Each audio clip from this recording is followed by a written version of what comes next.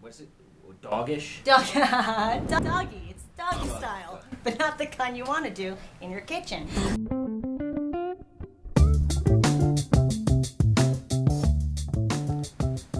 Hey guys, Bobby here with my friend Jessica. So Jessica and I were out last night at just hanging out at a bar with a few people, and one of the things that we do sometimes is we like to just observe what's going on, and sometimes laugh about it, sometimes really say, oh, that's kind of a good conversation, bad conversation. And what we want to do today in this video was kind of give you her perspective on what kind of conversation will engage her, intrigue her, want to continue versus the type of conversation that's going to make things really, really boring. So first off, welcome, Jessica. Thank you, Bobby, and thanks everyone for having me. So I guess the first question I'd have for you is, what is like the worst way a guy can start a conversation? Assuming you're out hanging out, it's you. Let's use like an example last night. A few of us are standing by the bar. We're having drinks. Right. A guy kind of walks over to order his drink. He turns to you, and he wants to start a conversation. Yes. You said the worst way. Yeah, let's start with the worst ways because ways. that when you hear the worst way, it kind of gives you an insight. Oh shit, that's probably what I was doing, and you can maybe recognize it and. Right. So. So I always say there's always two categories that we women put y'all into when it comes to starting conversations with us, and it's either the sheep or the dogs. So the sheep are the people that kind of, fall into the background of your life, the barista at Starbucks, maybe your coworkers that you see every day, people in traffic around you. So when you say stuff like, hey, how you doing? That's kind of something anybody could say to anybody, any stranger could say it to another stranger. That's a step that we phase out and we think, all right, this really isn't anybody special. Yeah. How special do you feel when I really ask hot you? In here. Yeah, it's really hot in here. How special do you feel when I say that, Bobby? Not at all. Very special. The second category is what I call the dogs. These are guys who are looking at us like we're a piece of meat.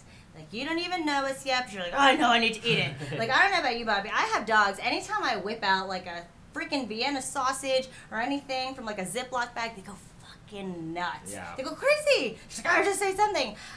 These are the guys that come up to us and say things like, hey, I think you're looking really great. I just had to come say hi. That's that we are right. Now you're only coming to us because you see us as a hot chick, and that's the category we put you in. Again, these are things like, oh my, hey, what's up? How you doing? Looking pretty good over here.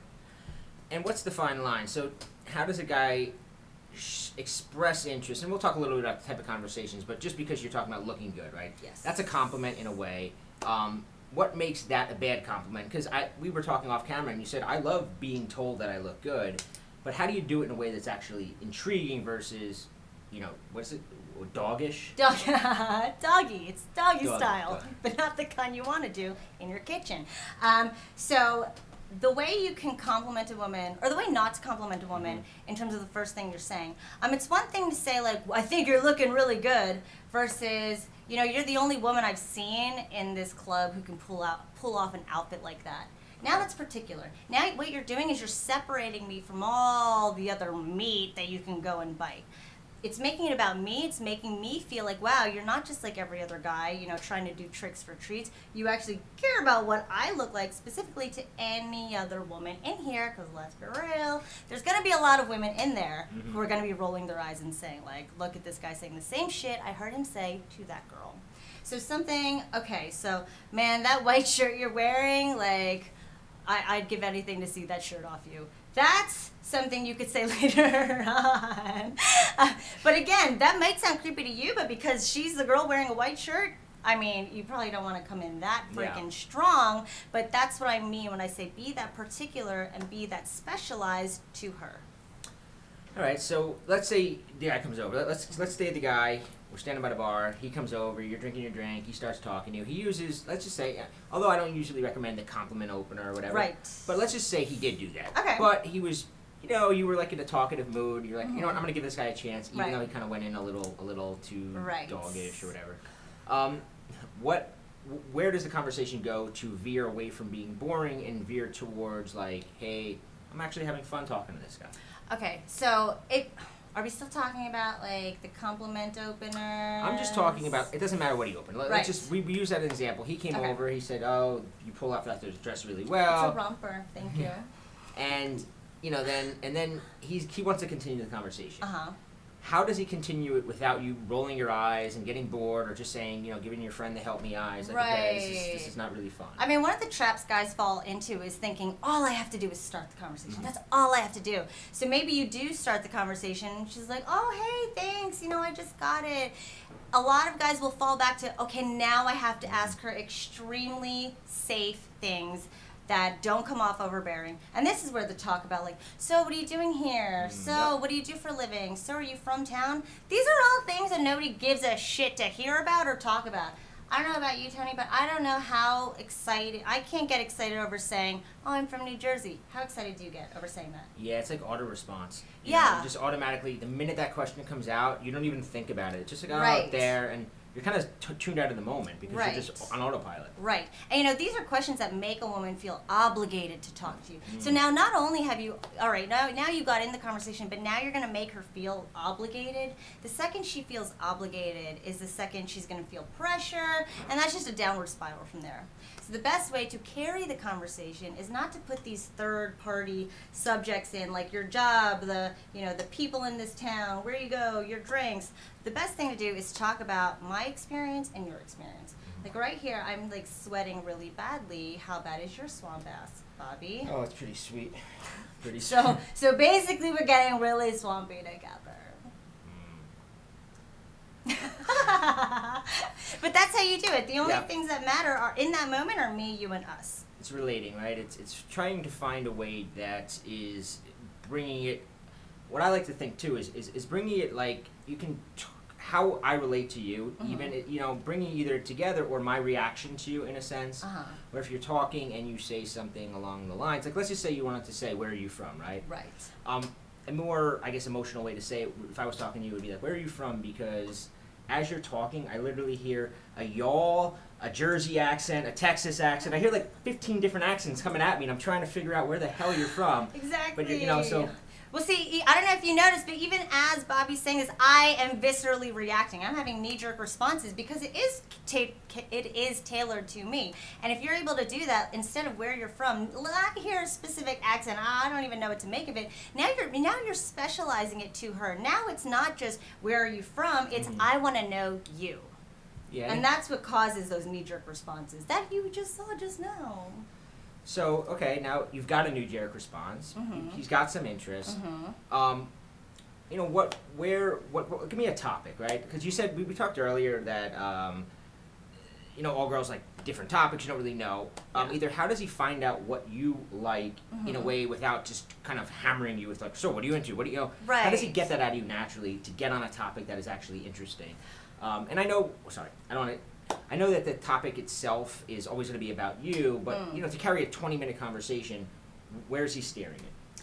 Okay, we've been talking about this all the livelong day in regards to what is interesting.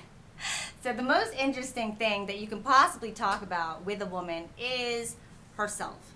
And you obviously, you might be at home thinking like, okay, so I just have to talk about her. Not necessarily. You don't want to laser focus and make her feel like, oh my God, get over me. The point is to talk about yourself in a way that generates interest from her. That's leading the conversation. If Bobby opens up and says, that's how memorable our conversation was.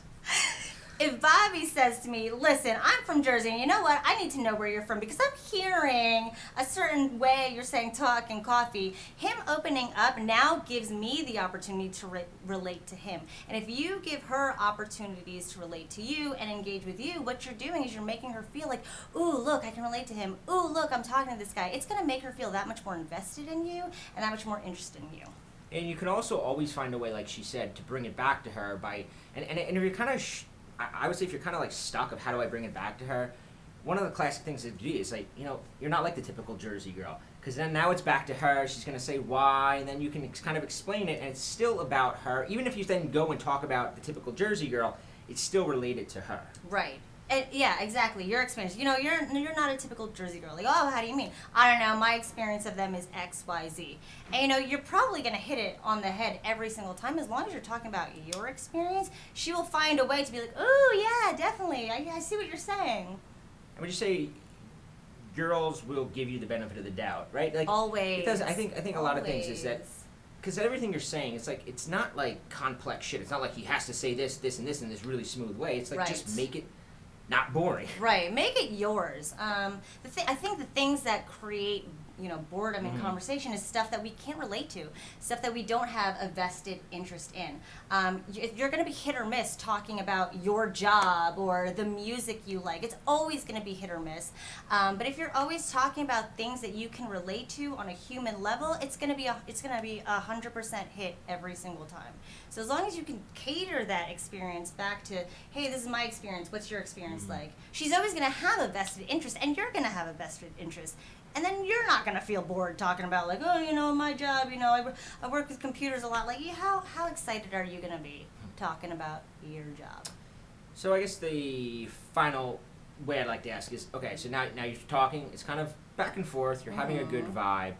I mean, obviously, as a girl, if he's talking. You kind of know what he wants, right? Yes. But at some point, it has to kind of be more acknowledged, right? The flirting, some kind of teasing. There's got to be something that is like, it goes from like the under the thing to like the moment where like, okay, we're both on the same page here. We know what's going on here. So what's a good way a guy can do that to get to that, hit that flirtatious thing? To hit that flirtatious stage, I always say there's the middle ground between creating interest and intrigue to creating desire is you have to create a positive experience. You gotta get her laughing. I think a lot of people take for granted the fact that, yeah, sure, you can have a great conversation. We can talk all the level and be, oh my God, in Jersey, yeah, oh my God, me in Jersey. But if him and I aren't laughing together, it's gonna be really weird when he's like, man, I don't know, that romper is making me think really dirty things. I'd be like, what the? I thought we were just talking about the Everglades in New Jersey. Yeah. It's gonna come off weird. But the in-between of getting her to laugh lets her feel not just comfortable with you, but now she has a positive experience. So when this guy that she has a positive experience with actually, lets it be known that he wants her, now we're going to be like, ooh, and he wants me? Like, yes, finally. But you have to make her feel good about you first. Yeah, I think laughter really is social lubrication. It's Oh, like God, it kind of like lubes it up and makes it like, it's like, oh. So Jess, I know that you have another video and actually a whole training called Speak to Spark Arousal. Yes. What exactly, give us some other ideas of what they'll learn. There's a link to check it out below, but, entice us. So basically, I like that you said it, entice us. So basically, Speak to Spark Arousal takes you through the whole process of creating initial interest and intrigue, and then moving forward to having a positive laughing experience to moving into flirty without being weird or creepy, because a lot of people don't know how to navigate that space in conversation, or they just don't.